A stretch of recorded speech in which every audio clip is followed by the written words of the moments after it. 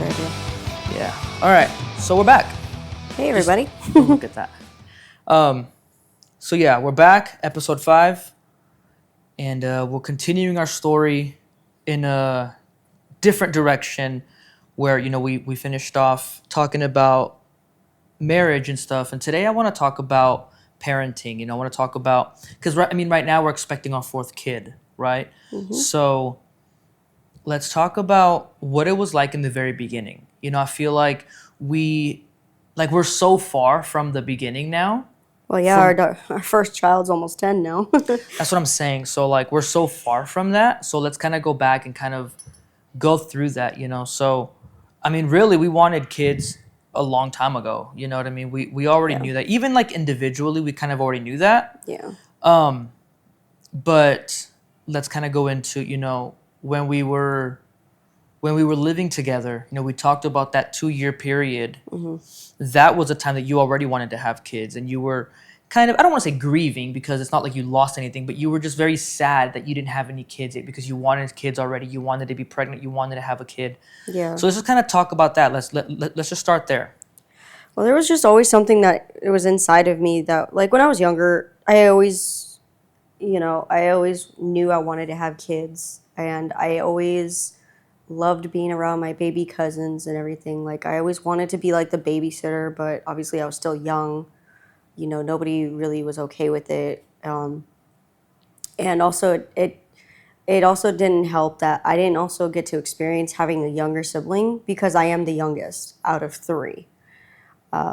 From my parents, I am an only child, but from my dad, I'm his 3rd child.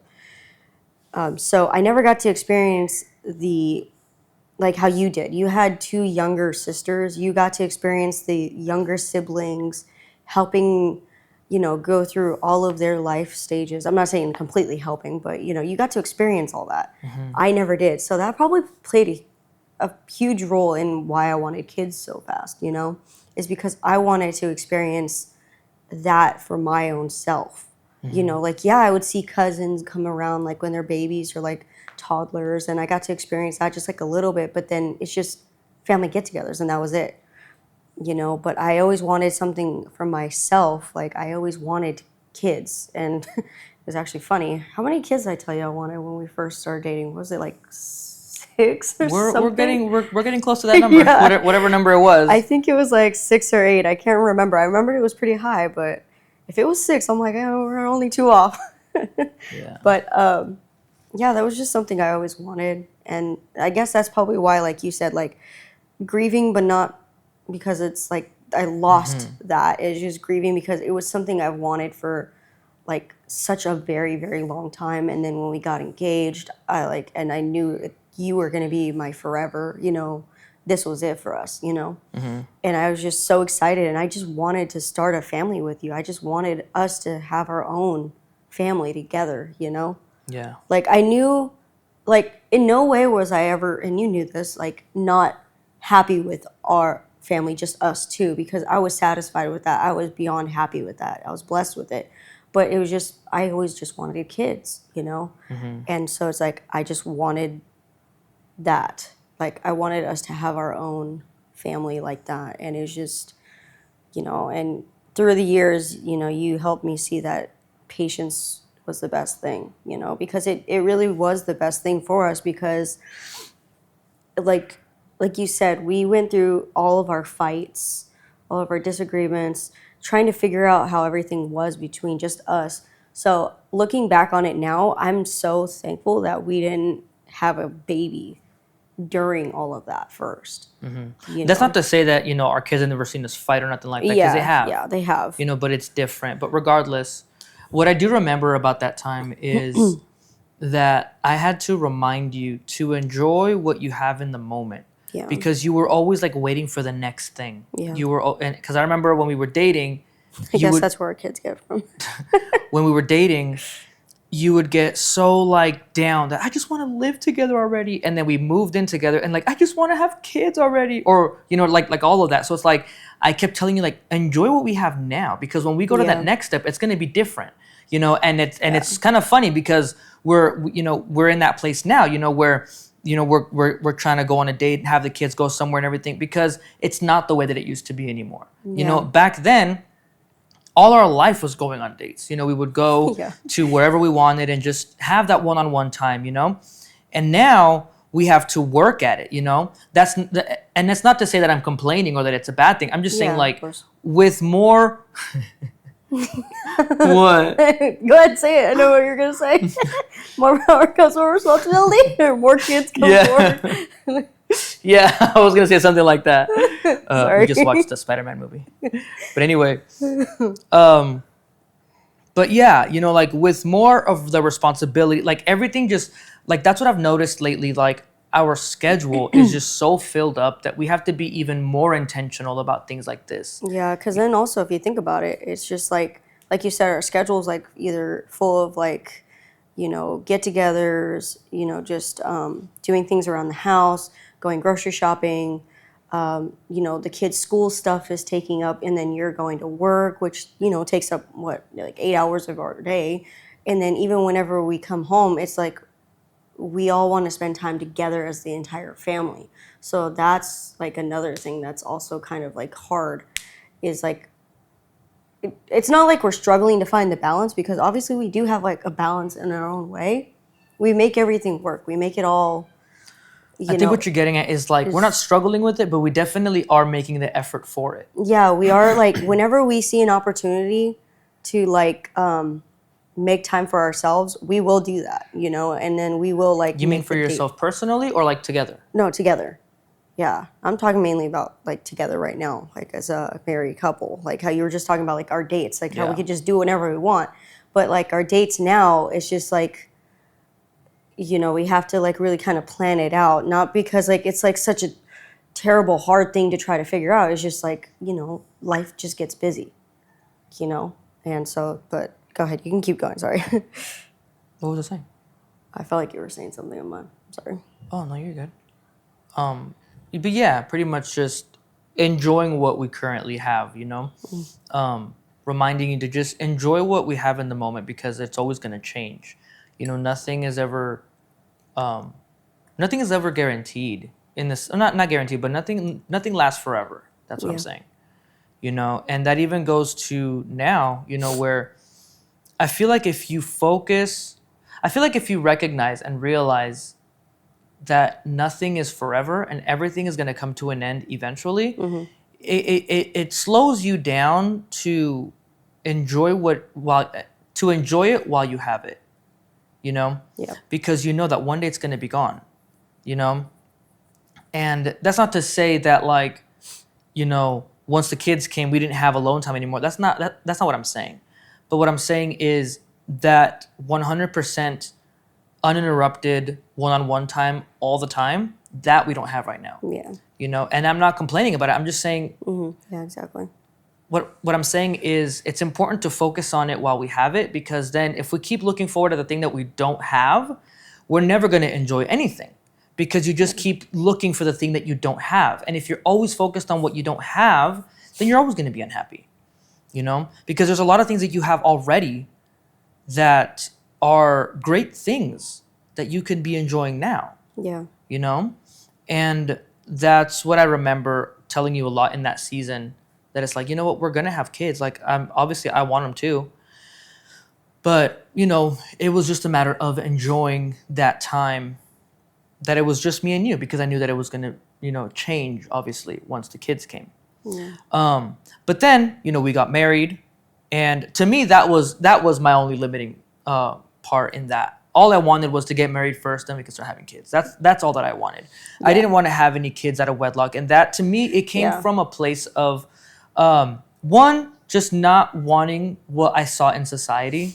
All these people that they're dating and they have kids, but they're not married yet, and or they leave, so now they're single parents. I just didn't want any of that. Yeah. And that's not to say getting married eliminates all of that, but it was a step in the right direction for us, and we always knew that our commitment, that we took it seriously. Yeah. And also, at the time, I always kind of carried just a sense of responsibility. Not that I had anything to do with it, obviously, but like, when my parents had me, they weren't, well, my mom got pregnant before they got married, and then they got married. Their story always was that she knew that my grandparents weren't going to let her get married to my dad unless it was something like that. So that was their plan, to get pregnant. Then they had to let them get married. I don't know to this day. I don't know if that's really true or not. Growing up, I always told her that I was an accident, and that I knew that I was an accident, and it didn't bother me. I just that I was just convinced of that. At this point, I don't know. Yeah. But that's also part of why I didn't want to do that. I didn't want anybody to think that, oh, they're just getting married because they got pregnant, because that's not what I wanted. For us, for our kids, for you, to protect your honor in that way too. So many people would just do that, like, oh, they got pregnant, then they get married. Oh, it's almost like they have to. And it was almost like a way of me proving, like, no, I'm marrying you because I want to, not because I have to. We'll have kids after. Yeah. But that way also the kids feel like they're encased within the marriage at all times. There was just so much that was in my mind at that time about that, to where that's why I wanted to wait. It was so much, just so much deeper things that I realize now that were my reasons for needing to wait for us to get married before we had kids. Yeah. I just felt like it was just the right thing for us. And I'm glad that we did that. I'm glad that our kids, we had all of them. They've all been within the marriage, obviously, and they've all been planned. Even this fourth one, right? Like, people may think like, oh, you guys need to, whatever. It's like, every one of our kids has been planned. Yeah. None of them have been accidents. And that's not to say that, accident kids are not wanted, or like that. Like, that's not to say that at all. Yeah. But like, I'm happy to say, like, it makes me happy to know that my kids will never have to guess that. What if they didn't want me? Like, no, we literally planned all of you. And if we're gonna go even deeper, I believe that God ordained each of our kids, because I have a feeling that's what it was. Because each of our kids came from a different point of our life. Yeah. Like Abby, and even like we've talked about this, like even their names kind of reflect it, where we had Abby in the very youth of our marriage. We were so excited, we were so young. It's like the world was like open to us. I just feel like at that time, the possibilities were just endless. Like, everything was, even though, of course, we had our struggles and we had our fights and all these things, but like, there was still so much joy, so much happiness, so much hope, and so much that's what Abby came from. And if we're gonna go, a little deeper, even before you and I got together, I always knew that I was gonna have a daughter first. I always knew that. Yeah. And sure enough, we had Abby, and even her name, right? Her name means my father's joy. Yeah. And that's what she is. She is a big ball of joy for everywhere, for here in our house, for everywhere she goes, because that's where she came from. Yeah. And I do believe that was God, because how was I going to know that I was going to have a daughter? Yeah. You know what I mean? Like I do believe that was God, that he brought her here for us. Yeah. Then the second kid, being Miguel, Abby was she 2 or 3? She was 3, right? She was about like 3. Yeah, because they're about like 3.5 years apart. Yeah. So was she already 4 when Miguel was born? No.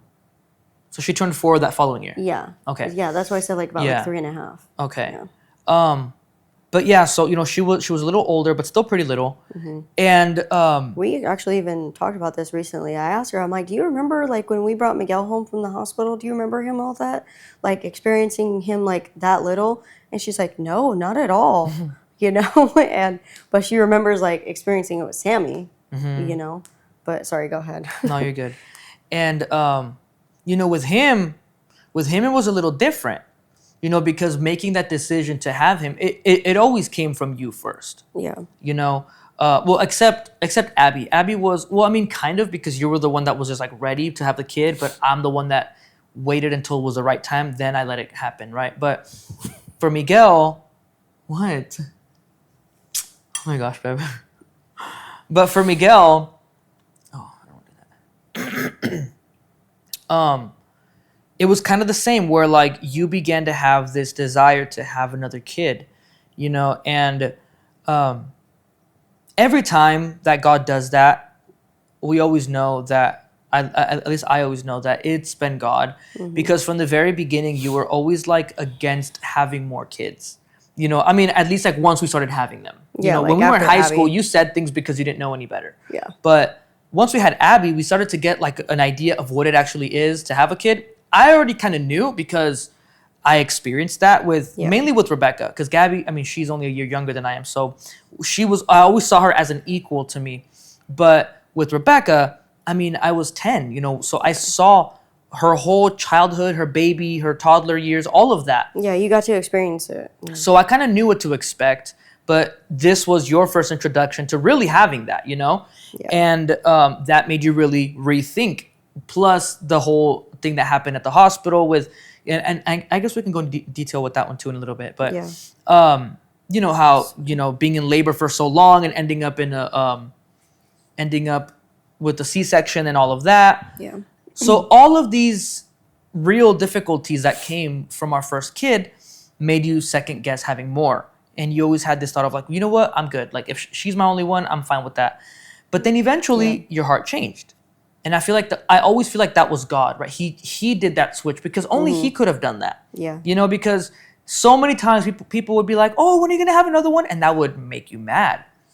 And all of a sudden it's like, It just also felt like it was just like people, because it was like every single like family get together. When are you guys having the other one? When are you guys having the other one? It just felt like pressure and like rushing, and I'm just like, I didn't like that feeling on me, and it's just like I just didn't want to have a kid that was like it felt like it was like pressured on me to do, like it was an expectation for me to keep having all these kids, which is kind of funny now.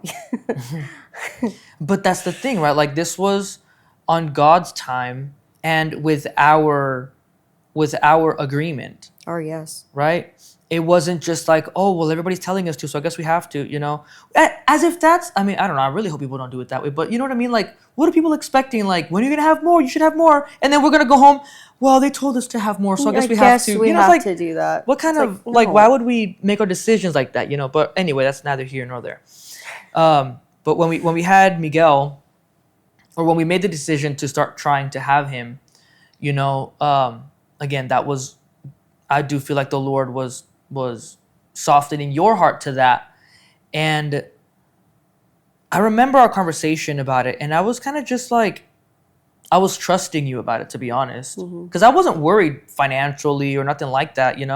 It was more like, well, if you really are okay with it and you really do want to do it and you know what it's like to have a kid, this little again, or like because you already did it with Abby, I'm like, if you're willing to go through all that again, then okay, like if you want to, then I'm cool with that. Like let's do that, Yeah. And did you know it was gonna be a boy or not? I know you knew about Sammy, but did you know about Miguel too or no? With Miguel, I just had this feeling. I didn't know. I didn't have like the dreams and all that stuff, but I just had this feeling inside of me that it was going to be a boy. And I wasn't trying to like think about it too much, outside like the feeling of it, because I just didn't want to, because like you knew you were always going to have a girl first. You wanted a girl first.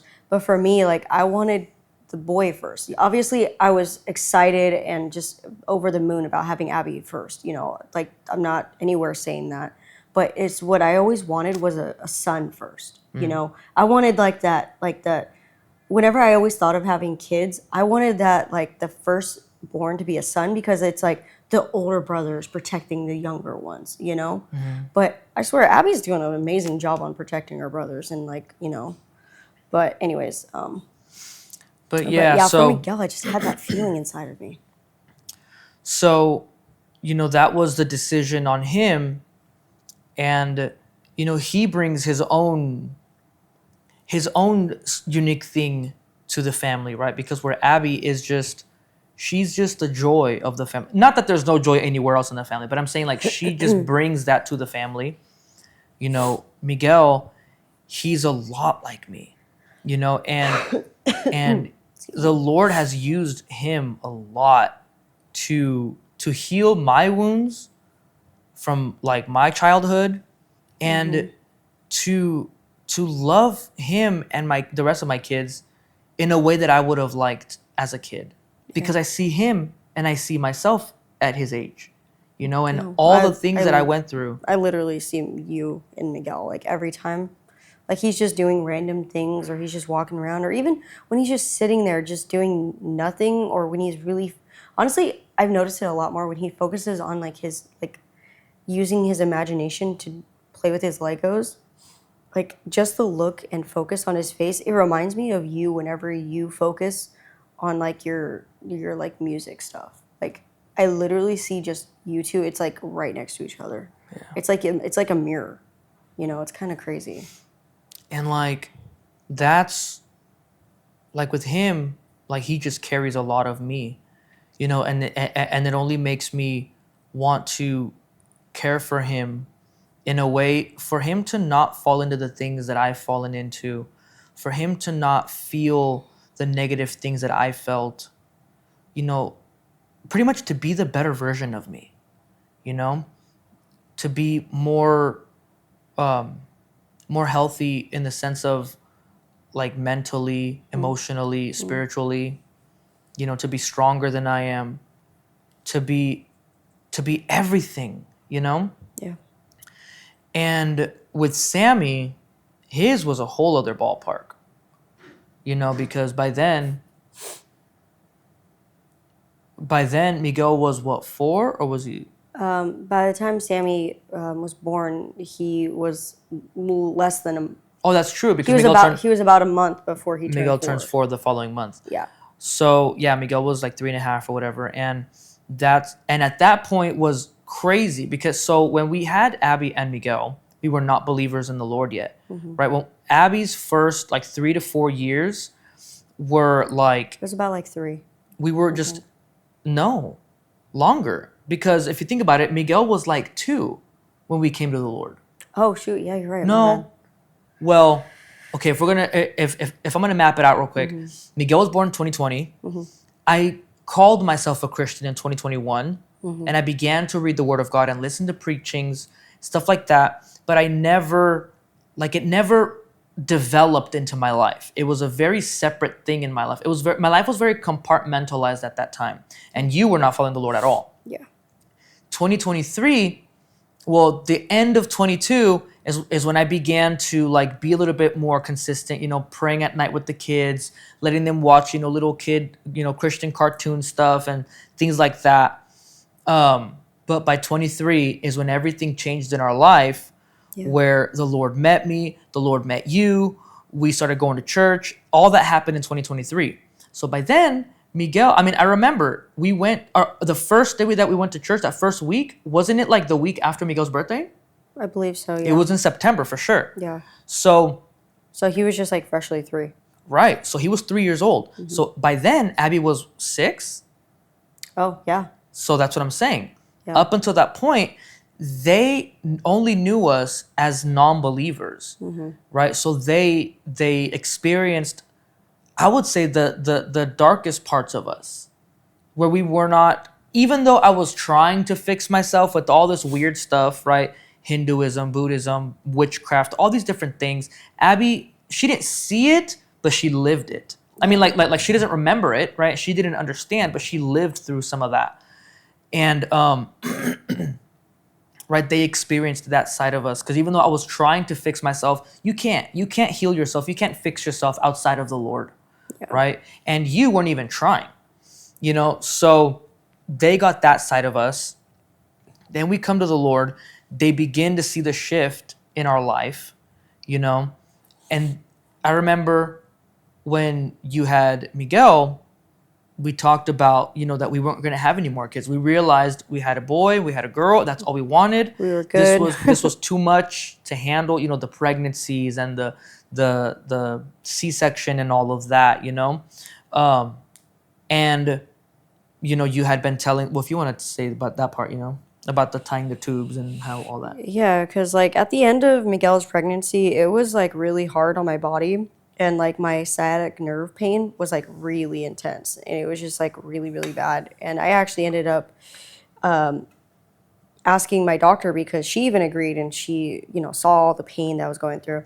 And she agreed that, I can go in early for a C-section, and that was at like 39 weeks. But the whole entire pregnancy for him, even probably not the whole pregnancy, probably maybe midway, we both agreed that, we were happy. We knew that we had our girl and we are expecting our boy. We were good, And so I was telling my doctor the whole pregnancy, and I was just like, you know what? When you guys go in, I want you guys to just tie my tubes, because I'm done having kids. And I made sure at every single monthly appointment that that was still in my notes. It was in my notes. It was in my notes. And then here comes the day of the surgery. Everything happens. I'm done. I'm recovering. And then they finally come in to check on me. Like the first time, it was the doctor, right, that came in to check I don't on me? remember. Either way, they came and checked on me, and I was just like, okay, so surgery went great. And they're like, yeah. And I'm like, okay, and you guys tied my tubes when you were in there, right? And they're like, no, we didn't. And I was like, what do you mean? I requested for it to be done pretty much the entire pregnancy, and it was in my notes. I even checked with my doctor the last appointment before I came here, and they looked at my notes, and they're like, there was never anything in your notes when you came to the hospital right before we did your surgery. And I was so furious, because I was just like, that's what I wanted, and it didn't happen. And I was just so upset. But then at the same time, I was just like, okay, fine, whatever, I'll just, like, I'll be cautious, I'll get on the pill, I'll do whatever it is, because I still, in my heart, did not want any more. I was happy with what I had. I had my boy, I had my girl. I was just happy with what I had. And it was just something that it was like my heart completely, like, turned to stone about having any more kids. My heart and my mind were set on never having any more kids. And I was just, that's literally what I told everybody in every single family get together. Everybody knew that the way to get to me and kind of like mess with me was like, hey, so when you guys have any more kids? And they were always trying to, like, poke a bear kind of thing.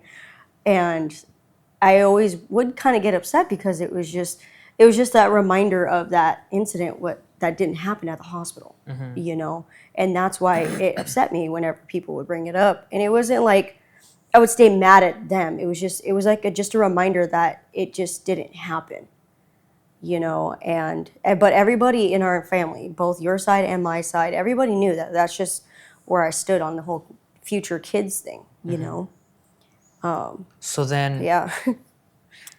so then, as we said, life went on, and the Lord began to make his way into our family from 2021 to 2023.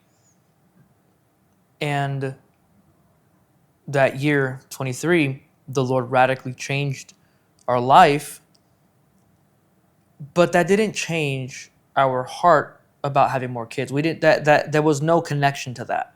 It wasn't like, oh, well, now we should have, like, nothing. Like, it was just our ideas were still there. Like our decisions were still there. And when did we have Sammy? 24? 25? 24, because he's going to be 2. Well, that's true. Okay, so earlier well, it must have been, when did we We decided shortly after we got to church, because It was that soon? It was a 9-month pregnancy. He was Yeah. born in August. August is the 8th month. That's kind of crazy how things happened. It felt like it was a long time It felt like after it was that. a very long time after we started going to church, and then, oh, I'm pregnant. No, I was thinking about it right now, because, like, I'm looking at the calendar and I'm just like, August is the 8th month. It's a 9-month pregnancy. Wow. Yeah. That's kind of crazy. But I guess it goes to show that God does a lot of things in a little bit of time, because Yeah. it literally felt like so much time passed. So much happened from the point of us going to church to us getting pregnant with Sammy. It literally feels like there was so much time in between there, because so much happened. So if you think about it, it was like no more than 3 months. If you think Yeah, about that's it. crazy. But anyway, so that story is crazy. I'll tell it from my side first, and then you can tell your side. Okay. But this goes even more into what I was saying about how the Lord is the one that did all of this, right? Because one day I'm listening to a podcast, and they're talking about kids and all of this. It was this episode on Isaiah Saldivar's podcast where he had Jared, his friend, he had him on, and they're talking about that because he has, I believe, 6 kids, right? Jared and Candace, they have like 6 kids. Yeah, I believe there's 6 kids. And Yeah, they do. And the whole idea of this episode was just talking about godly parenting and you know how their kids are serving the Lord and all of this. So just really talking about that. And one thing that Jared had said really stuck with me. And he said that he was listening to a preacher or something at one time in his life. And that he was saying, the preacher was saying that all of these other religions, that they have many, many kids for their false god, right? A lot of these religions grow because of procreation, whereas Christianity, at least in the West, it mostly grows because of evangelism and stuff. But like families of more than 2 or 3 kids, it's almost unheard of anymore in modern times in Christian families in America. You know? I mean, in our church, that's not unheard of. We have a lot of friends that have a lot of kids. But I mean, in like American Christianity, it's just become so like not a thing, you know, like just America as like the culture of America is not so keen on let's have more kids. And Christians in America kind of fit into that as well, that they're not so, you know, gung-ho about having more kids anymore. It's more like, well, you know, it's difficult and well, you know, this and it's more, you know, not that everyone's like this, but you know, it's very, very self-centered. Oh, well, you know, I don't want to, you know, mess up my thing and all of that. And I mean, I don't want to go down that rabbit hole because I mean, abortion also goes into that, right? You know, so you don't want to mess your life up because of a kid. But that's kind of the same idea. It's like it's more about you than it is about the kid. Yeah. He wasn't talking about all that, but he was just saying that in America, we don't really have that many kids anymore. And Christianity really grows because of evangelism. Yeah. And he was saying like, pretty much that preacher was saying like it's kind of sad that us who have the true God, we don't honor our God in that way. Where Jesus, or like in the Bible, it tells us, you know, to be fruitful and multiply. Yeah. And they are doing that for their God. They're more honoring and obedient to their false God than we are to the true God. And that made me think, I'm like, dang, that's really true, you know? Because like, I remember a lot of people in the world today, they're like, man, the world is so messed up. I don't want to bring a kid into this. But like in that moment, my thought was like, and I believe that they talked about it too, but my thought was like, that's how we change the world though. Like, we'll bring in those that are going to change the world. You know what I mean? Yeah. I can make more of a difference in the world as a family than as an individual. Because as one person, I can do so much. But as a family, we all can impact the world in completely different ways and reach way more people than me by myself. Yeah. So I started thinking about stuff like that. I'm like, man, you know, that's crazy, you know? If you don't see good in the world, well, then create good in the world. Yeah. You know, raise godly children who know the Lord and will grow to be godly grown-ups to make an impact in the world. Yeah. But I was also remembering your stance on the whole thing. And I'm like, I'm not going to go tell her this. We got to go have kids for the Lord, you know? So I'm like, there's no way I'm going to tell her this, you know? Yeah, like, I'm going to freak her out. Yeah. I was like, there's like, it just felt so manipulative if I was going to go home and say that and be that way. It's like, nah, I'm not going to do that to her, especially because she's so like dead set on not having any more kids. Yeah. So I went on with my day because I was at work. I went on with my day and I didn't say anything, of course. I come home that day. Do you want me to? You're cooking. No, not yet. Okay. You're cooking. And I come home, I say hi and all this, and we're talking. And, you know, again, I didn't say anything at all. I didn't even tell her that I had been listening to this podcast. Nothing. And all of a sudden, she gets kind of like little, not serious, but just kind of like, I could tell she wanted to say something. And she's like, babe. I'm like, yeah. And she goes, I think I want to have another kid. Or did you say that? Or did you say, I think God was telling me to have another kid? No, I first said, I think I want to have another kid. And I'm like, Yo, when she said that, I was like, what? And then that's when I said it. Yeah. Yeah, she's like, I think God is telling me to have another kid. And I was so blown away because it hit me so hard when I was listening to this podcast and I was thinking about it all day. But I knew that I was not going to do that to her. And then for her to say that, I'm like, what? Literally the same I day. was like blown away. And I'm like, what do you mean? And she's like, well, I think God is telling me to, to have another kid. I'm like, well, okay. And then I got kind of freaked out because now it's like, wait a minute. If God put this in my heart and now she's saying that we can, like, now she's giving me the green light. Now it's like, and now it's like back to me. It's like, well, are you going to do it or not? I was like, well, maybe we should just pray about it. Take some time to think about it. We don't want to rush into this. And she goes, okay. And then she goes, well, I mean, you can pray about it, but I pretty much already know what God's been telling me. I'm like, what? It just freaked me out, dude. Just like her. I remember the look on your face. Just like her too. confidence about it. I'm like, okay, let's just like chill out. Let's read the Bible. That's literally what you said. Okay, but it wasn't random. We had been reading the Bible together after work like every day. I know. So it wasn't like it was out of nowhere. I was just trying to like move along the night. You got freaked out so bad you had to go grab that Bible. But that's just it too. We did. And then all of a sudden I'm reading and it's like God's promises are yes and amen. I'm like, what is happening? Every single thing you were reading, we both kept stopping and looking at each other. There's no way this is happening. And she's just cracking up. And then she starts telling me, so then now you could say your backstory into it. Yeah, and it's actually kind of funny because, like I said, it's just how hardened I was about it, And even around this time, like, actually, I think I remember, like, one get-together we had, like, they asked us, I think it was your family, about, like, if now that, like, we're following God, like, that if that's changed our mind about kids or something. I feel like something like that happened. Oh, I don't know. I don't remember that. I think, like, your sisters mentioned it to me or your mom. I don't remember.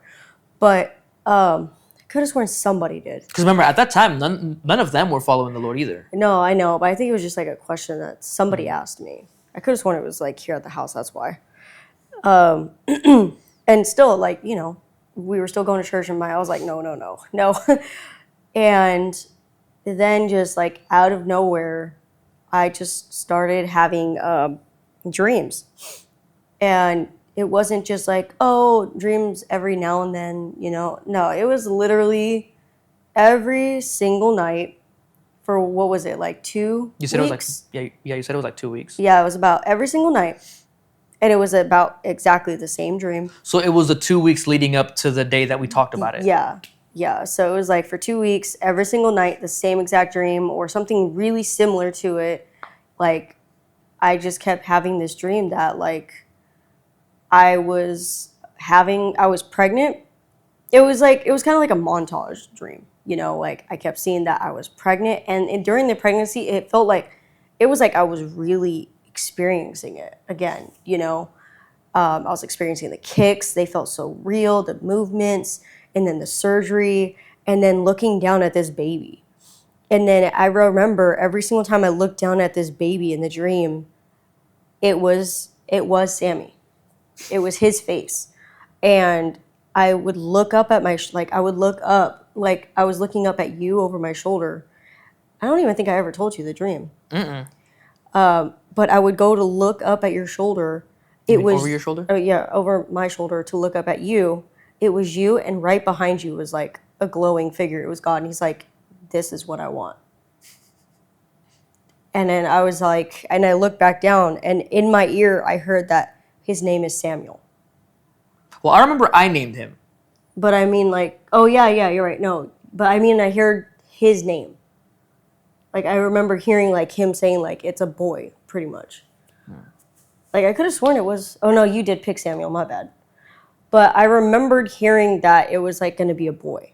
Like, it was, like, every single dream. It was always, it's a boy, it's a boy. But I remember every single dream, when I looked down, it was Samuel's face, which is kind of crazy, And so every single time after I woke up, I was just so, like, what the heck was that?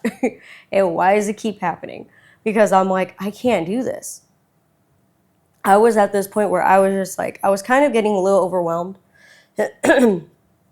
with, having two kids with me, always having them with me, and I was working at the same time. It was just becoming a lot, it was very stressful, and it was just, I just really didn't see like adding another kid to this.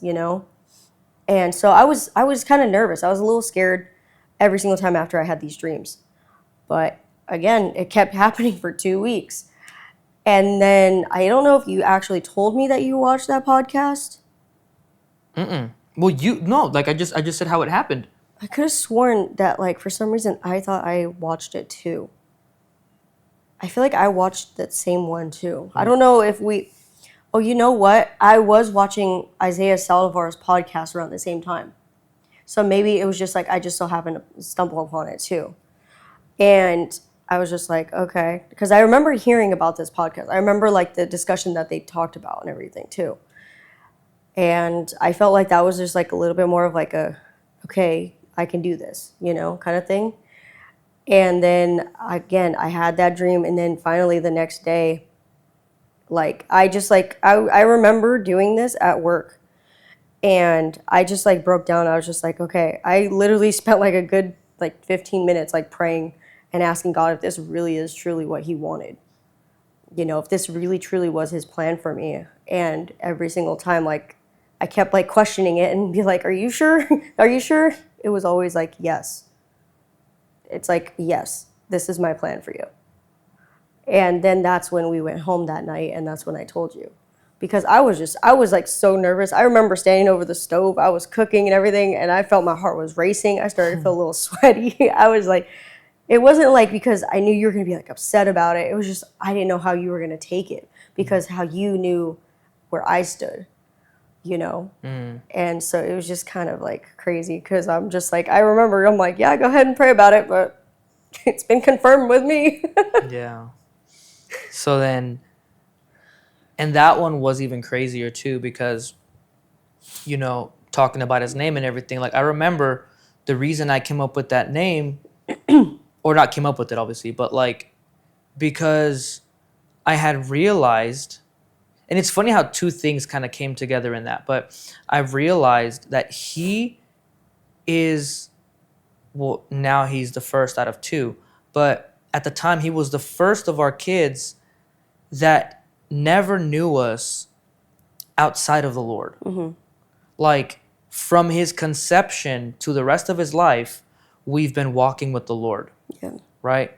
Of course, we're not perfect and things happen, but he's never seen us not pursue the Lord. Right? And just thinking about your pregnancy is going to be like you're going to be going to church while pregnant. He's going to know. And I was already on the worship team. So it's like he's going to, like, he was there. Like I was just thinking ahead. I'm like, wow, he's going to be there for all of this. Yeah. Like he's going to know what it's like to be in God's presence since the pregnancy. And the other kids, like we hadn't experienced that with them before. They were with us now, right? But at the time I was like, wow. And then it made me think of Samuel in the Bible, where it's like obviously that wasn't the case for him, but I'm saying like he grew up in the presence of the Lord. Yeah. Right? As soon as he was weaned off of his mom's milk, then he was just left at the temple with the priest, and the priest raised him, and he grew up in the temple. He would sleep next to the ark, or I don't know if like literally next to the ark, but like next to like the presence, right? Like maybe near the room or something. Yeah. But he was there. And that's what I thought about Sammy. It's like this kid, he's going to be raised in the presence of the Lord. Like not that the other ones are not. I just felt that connection there. And then I think I had recently been reading that story, or I don't know. Like I just remember that story a lot, even before that, right? And I remembered that Samuel means like his mom called him Samuel because she said like I have asked the Lord for him, like I have asked him from the Lord. But in this case, like God asked us for him. Yeah. So it's like it's crazy how like even that fit in there as well. And so again, the third one was definitely planned. This was no accident. Yeah. Samuel's pregnancy, like that pregnancy was like crazy too. Yeah, and But now we'll get to the details Yeah, of all those sorry. things. But now going to this one, because I'm pretty much making the point that like all of our kids, you know, they like Yeah. they all have a purpose. They all have a reason. Not that other kids don't. I'm not trying to say that at all. I'm just saying because like this is our experience. This is our family. Yeah. And with Jeremiah, it's like, have we said his name? No, we have not said his name to people until right now. Oh, Except for well. some people at church. Oh, well, there you go. There's his name. Did you want to keep it a secret or what? No, it just never crossed my mind to announce it. Oh. Yeah, Jeremiah Timothy is this one's name. And with him, how did we decide on this one? I remember ever since Sandy was born, I had been teasing you about having another one. But to be honest, it was always a joke just to kind of freak you out a little bit. Yeah, you would always do that and then like wait for my reaction. I don't know, just one day just something inside of me just changed and I'm just like, yeah, I want another one. I'm like, yeah, it was just easier at this point because I just feel like our trust in the Lord with the kids was just a lot more established already where we weren't afraid of that anymore. Well, and honestly, just the trust in the Lord with everything in our life, honestly. Like not even just with the kids. Well, yeah, but I mean, Got stronger. I mean, I'm kind of dealing with that, but that's a whole other story that we can get into later. But with this one, I realized that God was challenging me too, because you were very much like, babe, I do want to have another one. Like, I think I'm ready. I want one. And I had to think about it for a while. And this was the first one that I was like nervous. And I felt so guilty because my only not objection, but it was like my only reason that gave me like some hesitation. Yeah, the hesitation was financial. My thought was like, can we afford to do this right now? And that really messed with me bad. I was like, it almost felt like the Lord was challenging me, where it's like, are you really gonna, hold on. It almost felt like the Lord was challenging me, like, are you really gonna, like, one, you're not gonna trust me to provide, and two, you're gonna let that fear get in the way of something beautiful? And I was like, man, I can't be that way. You know, so I was like, you know what? All right, let's do it then, you know? Because to be honest, I mean, I had no objections. Like, emotionally, and like all the other things, I was so on board to have another one. I was just in that place of like, man, what about financially? And that's what like, I felt maybe this isn't the right word, but I felt disgusted with myself. It's like, really? You're gonna let money get in the way of your family? And I'm like, dang, dude. And but obviously eventually I was like, you know what? No, like let's actually do this. Like I don't wanna let fear rule my life in that way. Yeah. You know, so then we started trying, and then you got pregnant, and like that same day, it just felt so real because it was a Sunday morning, and you woke me up, and you're like, babe, look, and I was like, oh my gosh, and I was like, the look on your face. well, you woke me up, so I still half asleep. I know, but I was like, dang, it's real, and I didn't really know what to think yet, you know, not that I wasn't happy, but I was like, man, there's no going back, you know, like we really are doing this. And there's another one in there. And that day, we went to church, and the preaching was literally about that. It was literally about how just the power that children are. And I feel like the Lord really like just encouraged me with this in this place of like, I just felt this rising of, I don't know. I struggle with this word pride because like it's supposed to be a bad thing, which it is, but there's also like a good side of it. So I don't know, but like I just felt proud of like our family. I felt proud. That's like, man, like these are my people. Like, you know what I mean? Like I just felt like so much goodness in that moment, you know? Yeah. And like, and it's funny because you had said something earlier that day. You were like, something about like adding more to the army or something like that. And then when I told Marcus, he said the same thing. He goes, What did he say? Like something like that, pretty much like making the army bigger or something like that. I'm like, Yeah. I know, we were just talking about that. And yeah, like in that, like those first couple days, maybe that first week of knowing you were pregnant, the Lord really gave me this sense of like just being so proud of my kids, being so grateful that God has blessed me with this many kids, Yeah. with this family, with you. You know, even like I remember we were, because this was a time when the Mario Murillo tent was at our church. So you know, I was sitting in there, and one of the services, I don't remember what the preaching was about, but the the Lord gave me a vision that was like just so intense. I don't know. And I feel like he showed me that every one of our kids, one, that it was like he just helped me visualize, because since you were so early in the pregnancy, I couldn't really see it yet. You know? I knew you were pregnant, but I was so used to just the three kids. I wasn't like I couldn't picture it yet. But in that season, in that week or whatever, the Lord really showed me like I could visually see like all the kids and like us and just like walking together as like just this family unit. Yeah. And it just felt so powerful, you know, and it just filled me with such gratitude. And like I said, I was just so proud of my family, you know. And he also began to show me how every kid was called for a reason, and even how their names, they all mean something like powerful of who they are, right?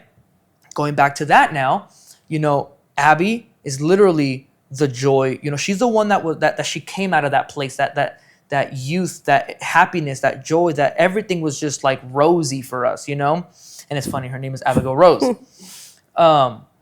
And so that's like she brings the joy of the Lord in whatever situation she's in. Yeah. Right? Miguel, he's our firstborn son, right? So he carries like just a unique anointing on his life. Yeah. You know, he's sensitive, but as a warrior, you know what I mean? Like, and that's what the Lord, on a side note, that's what the Lord has been showing me, that like being sensitive is not the weakness, but it empowers you to then be strong for others, you know, to be that leader. But anyway, that's what I see in Miguel, because, you know, like we'll get into the whole deal with the pregnancies later on, because each pregnancy has its own story.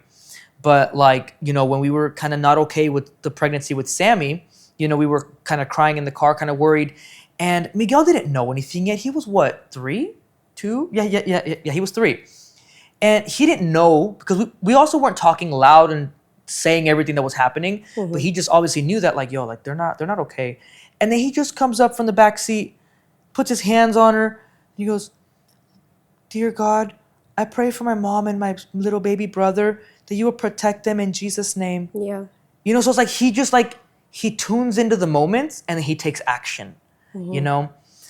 And so that's what I see. Like, I see something powerful in him in that way. Like, I just see leadership in him. I see, especially because like all of his friends gravitate to him. And anyway, there's that, you know? And then Sammy just like, when you guys hear his story, you guys will know, like, we don't know exactly what his anointing is, but we just know that he's just a beast in the spirit. Like, God has crazy plans for him, you know, because the devil's been after him for a lot. And even his little character is just so strong. You know, he's just so fearless. He's so Like nothing bold. can stop me. Yeah, you know, and that's where, going back to what I was talking about, like about cherishing the moment that we have now, you know, and looking at the end now, you know, where it's like, a lot of parents, when they have kids like this, because Sammy's the crazy one. He's the one that's like the loudest. He throws the biggest tantrums. He jumps off the couch. He's the crazy one. But like I said, it's for a reason, right? I do believe that God gave him this character because this is how he is in the spirit, and he's going to do mighty things when he becomes a grown-up, right? But a lot of parents won't see it that way, and they'll just get annoyed, and they'll just get tired, and they'll just complain about the kid. And I make sure, like, yo, that's not going to happen here. Like, I know he can be a handful. I know he can be a lot, but this is God's plan for him. So we need to steward this and help him and be grateful for who God has given us for all the kids, right? But it's been difficult with him in that area. With Abby, it's been difficult in her emotional side, right? Like she was just very hard for me to deal with emotionally. And again, right, I know that that's God's plan for her, right? So even in that, stewarding her properly, we're not just shutting her down, but we have to remember that all of this is for God, is because of God's plan for their lives, right? And now Jeremiah, right? Because, and it's so funny because I named Samuel that, right? Samuel Azariah. Azariah was the Hebrew name for Abednego from the story of Shadrach, Meshach, and Abednego. They all had Hebrew names. Those Shadrach, Meshach, and Abednego are their Babylonian names. So Abednego was Azariah. And out of all three names, I just like that one the best because Shadrach was Mishael and Abednego was Azariah. And Meshach was, Meshach was Mishael. So Shadrach, Hananiah, I think that was his name. So I just liked Azariah better, right? But all three carry that same mantle. And this is crazy because we named him this before he was born.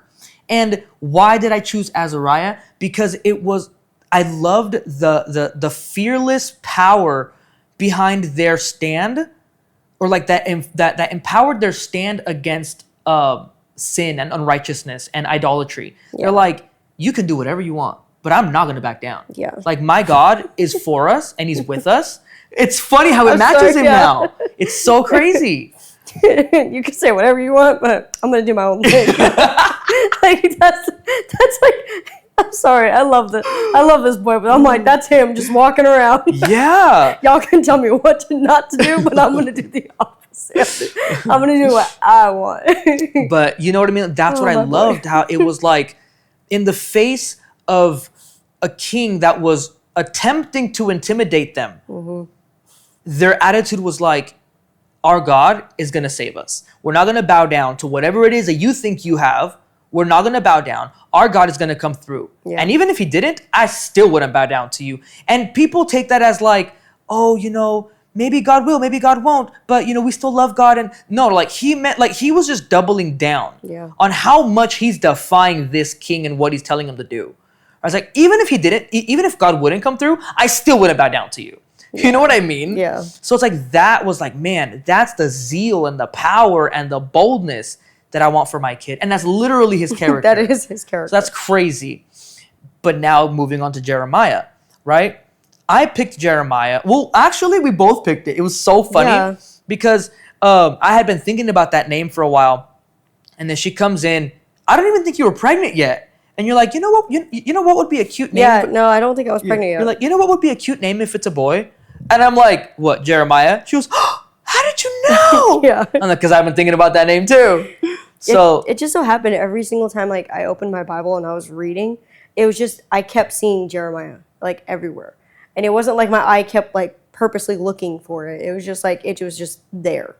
And I just couldn't get away from it, And I was just like, I like that, And so that was that name. But then you picked Timothy because that's after your dad. Yeah. Right? And then, so his name is Jeremiah Timothy. And I liked it, right? It's cool and everything. And then one day God showed me, he revealed to me, do you realize Jeremiah and Timothy were both young ministers unto the Lord, right? When he showed me, that's like, wow. I'm like, so I don't know what God has planned for this kid, but he's for sure a young man who's going to be serving the Lord, because Jeremiah literally said, I can't do that. I'm just a youth. And God tells him, do not say I'm only a youth. I will be with you and I will tell you what to say, right? And he tells him, like, don't be afraid. Like, I'm with you. All these things, right? He's literally commissioning him to go be this major, major prophet to basically preach repentance to the lead. That must be so scary. Yeah. To the leaders of Judah. And he did, right? And then Timothy, that's why Paul wrote those letters to Timothy, telling, right, that scripture that says, for the Lord has not given you a spirit of fear, but of power, love, and a sound mind. Mm-hmm. When he was talking about fear, it wasn't just fear, but it was like timidity. It was like cowardice. It was like, don't be afraid of the people because God didn't give you that. don't be a coward, because God didn't make you a coward. He gave you power. He gave you love. And the sound mind could also be translated into self-control. And all. So it was like, it's the whole letter. It's like, don't, and there's even another scripture in that one too, where he's like, don't let them despise you for your youth, right? So it's just crazy how two people in the Bible that were afraid of doing what God told them to do, and God encouraged them to be like, no, don't be afraid. I'm with you. Go do what I told you to do. Yeah. As a young man.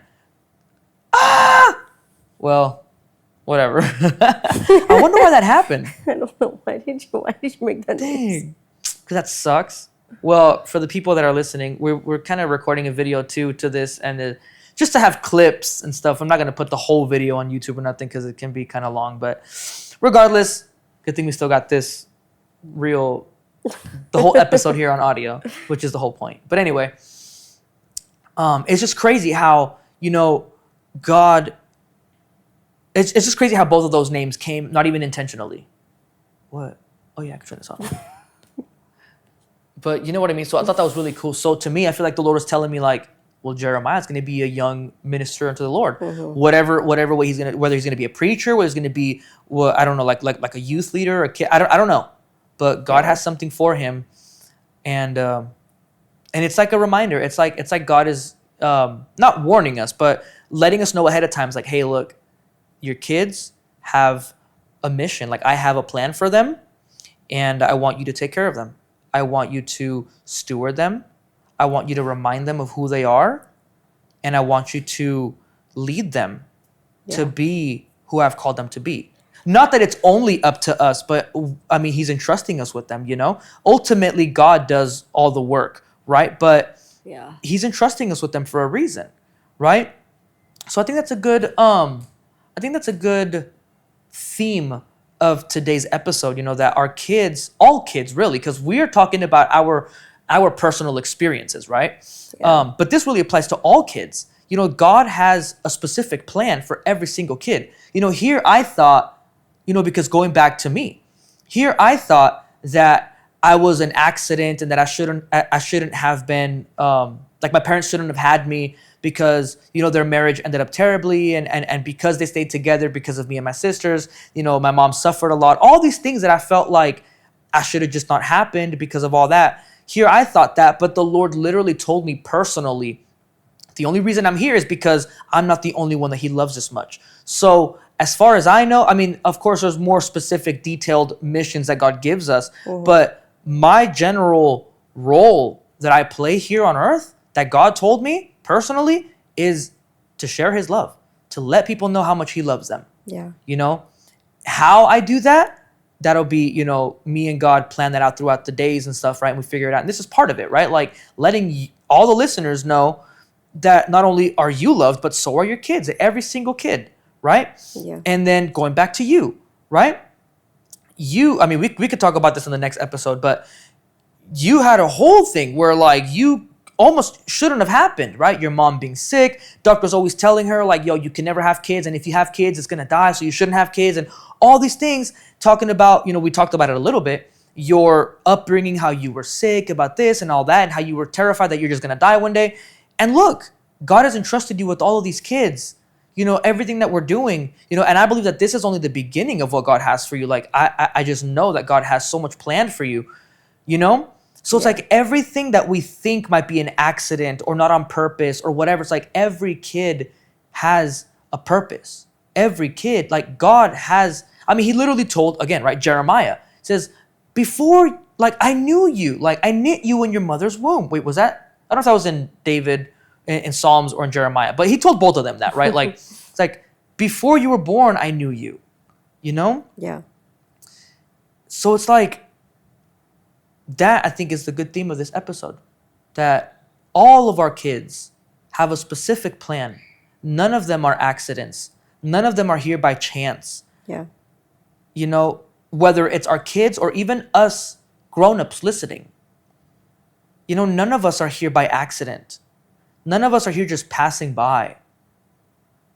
God has a specific plan for every single one of us. Yeah. And it's just beautiful that he's allowing us to see this in our children at such a young age. A lot of people don't realize this. I mean, me, right? I didn't know what that I really had a plan, or like God really had a plan in my life until I was a grown up, right? I mean, I don't know if we talked about it, but like, what happened to me in the hospital, like I thought I had nothing else here on earth. I told God, like, you told me that my family is taken care of. You told me that I'm forgiven. I have nothing tying me down to this earth anymore. Let me stay with you forever. And he let me come back and said, you're not the only one that I love this much. That's the only reason I'm here. Yeah, I don't think you mentioned the story yet. We'll get into that later. Sorry, I just kind of dropped that in there. People are like, what is this? You dropped that, and then we were dangling the whole like Abby's surgery, and I mean the C-section and all that Yeah. stuff, and then now we're dripping in like a little bit of Sammy. It's like, oh man, we got a little cliffhangers over here. We'll just tune in on the next ones, and we'll go deeper in all those, Because, I mean, I don't want to go more than, I mean, we're already about an hour and a half, or wow, an hour and 5 minutes in. Yeah. So that's about as long as I want to make them. I don't want to make them super long. But anyway, I don't know if you want to say anything else on that about our kids, how much you love them, how much they're just. A little side note: all three of them have given her a concussion. But that's just a fun little tidbit. Yeah, in there. just a little fun fact about my life. All three of my children have given me a concussion. But anyway, yeah, we'll dive into the other stuff in further episodes. We'll talk about like the details of the pregnancies and the stuff like that. Because each kid definitely has their own story in that way, and we want to dive into that. We want to talk about, because every one of those stories has so much good in it. Yeah. Even with the Lord meeting me in the hospital. Yeah, then we'll probably do an episode talk about about that, and then probably later on do an episode about my stuff. Yeah. Yeah, there's gonna be a lot of good things coming up soon. Yeah. So we'll catch you guys on the next one. All right. Yeah, thanks everybody.